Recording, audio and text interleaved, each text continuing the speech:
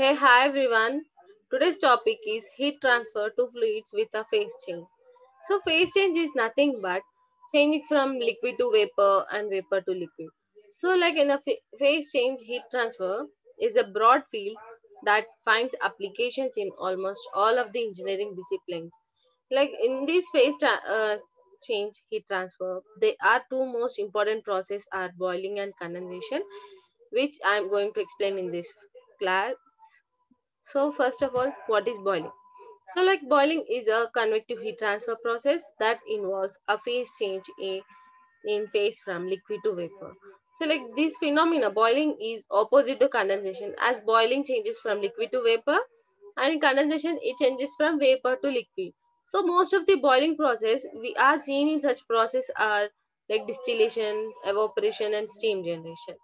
So this boiling process occurs when a heat is transferred from solid surface to the liquid in a contact, and surface temperature is maintained at a temperature higher than the saturation temperature of liquid. So the equation which are using for boiling calculations are the heat transfer from solid surface at a TW, like the solid surface temperature is denoted by TW, to liquid at Tsat can be written as Q equal to H into TW minus Tsat equal to H delta TE. So what is delta TE? So the delta T temperature difference, delta T is nothing but the excess temperature. Because why we are writing excess temperature? Because we are maintaining the surface temperature greater than the saturation temperature. So there are many modes of boiling in this process, like a pool boiling, forced convection boiling, subpool boiling, or local boiling, saturated boiling, or bulk boiling. So first is pool boiling. So like in pool boiling refers the condition in which the hot surface, like the plate which is heating the liquid, is submerged below the free surface of a stagnant liquid, and its motion the near the surface is due to free convection only. And next one is forced convection. So the name itself denotes that the motion is provided by external means like a pump, agitator, etc. Like as in a modern case of boilers. The forced convection improves the rate of heat transfer due to increased heat transfer coefficient. As we know that the heat transfer is more in a turbulent than compared to the laminar flow. So next one is subcooled. In this case, it is also a pool boiling in which the liquid temperature is below its saturation temperature. So like below its boiling temperature. In such case, the boiling bubbles formed at the heat surface are condensed in the liquid as they leave the surface. Next one is saturated boiling or bulk boiling. So this is also a case of pool boiling, but in this process, the liquid is maintained at a saturation temperature. So these are the modes of boiling, many types of boiling process. So first of all, in pool boiling, it is again classified into four types: free convection boiling, nucleate boiling, transition boiling, and stable film boiling. So we will discuss these four. First of all, this is a pool boiling curve. Like we are taking a known amount of liquid like water in a vessel and we are heating.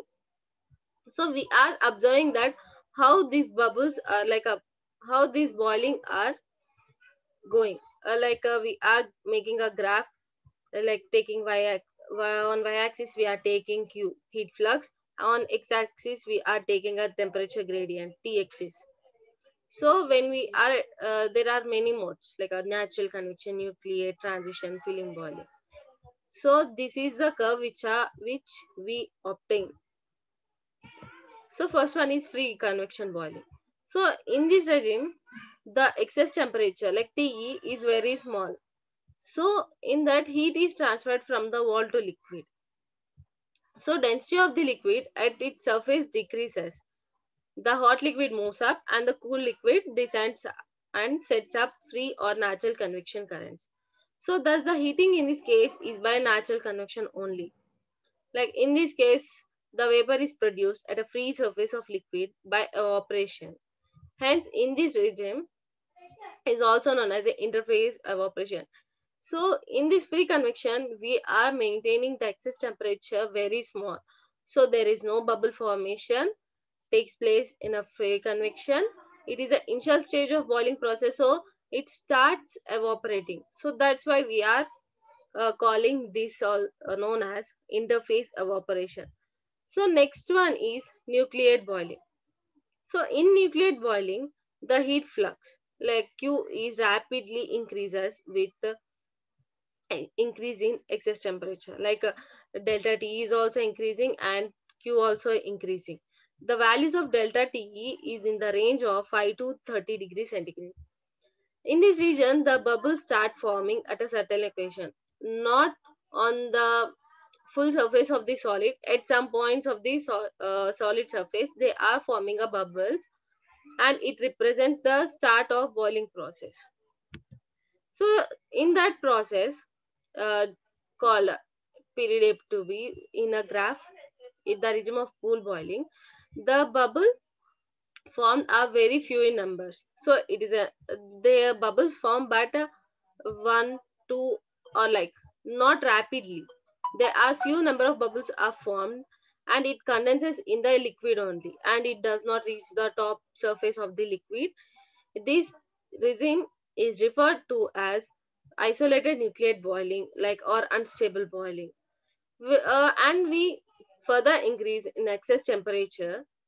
There are large number of bubbles are formed on the like almost total. The solid surface is totally bubbles are formed. So the bubble growth in size and raise to the free surface of the liquid and forms slugs of the vapor which leaves the surface.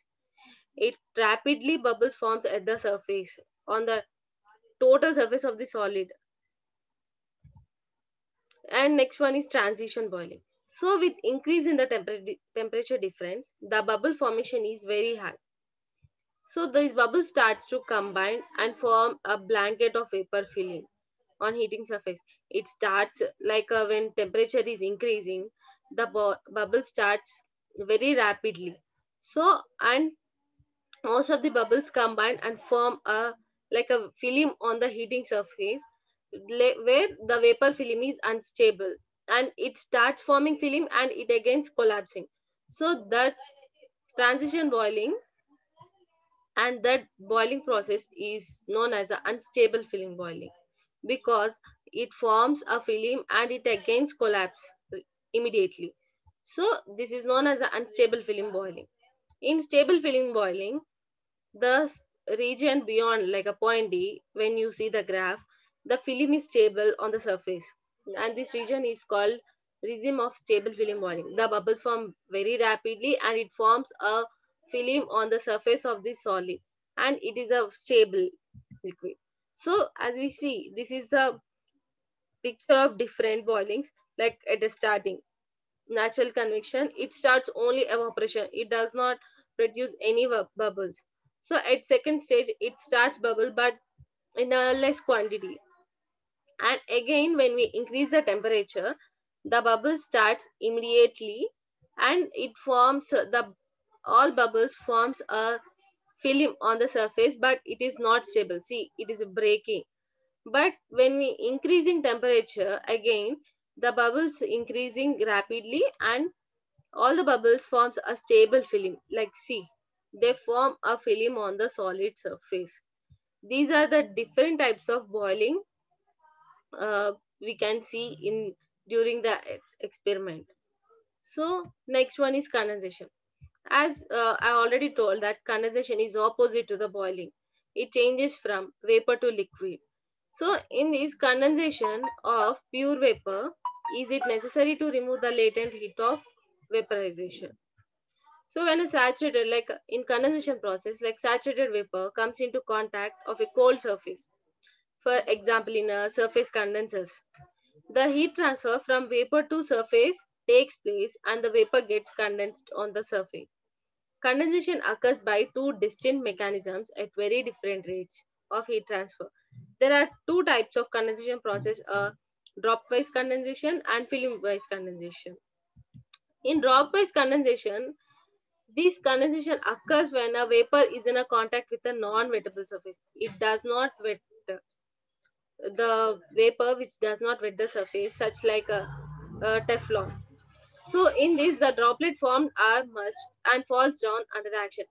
It forms rapidly when the vapor comes into contact with the surface. It forms a droplet and it falls down under the action of gravity from the surface. And this type of condensation is difficult to sustain reliability, because in a most industrial process, the dropwise condensation is not using, because it is very difficult to maintain the surface by dropwise condensation.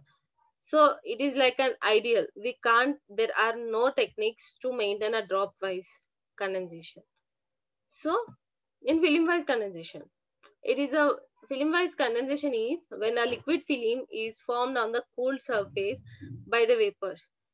But in this film-wise condensation, the vapor is contact to the surface and it forms a film, like you see in the picture. It forms a film on the surface. So this occurs when a clean wettable surface, such as most metals, is in contact with the saturated vapor. So the flow of liquid film may be laminar if the flow velocity is relatively slow. If the flow velocity is relatively fast, the flow of the liquid film may be turbulent. So when we compare the dropwise condensation and film-wise condensation, so the in dropwise condensation, the heat transfer is more, because in film-wise condensation, the vapor forms a layer on the surface. It acts like a resistant. So we need more heat to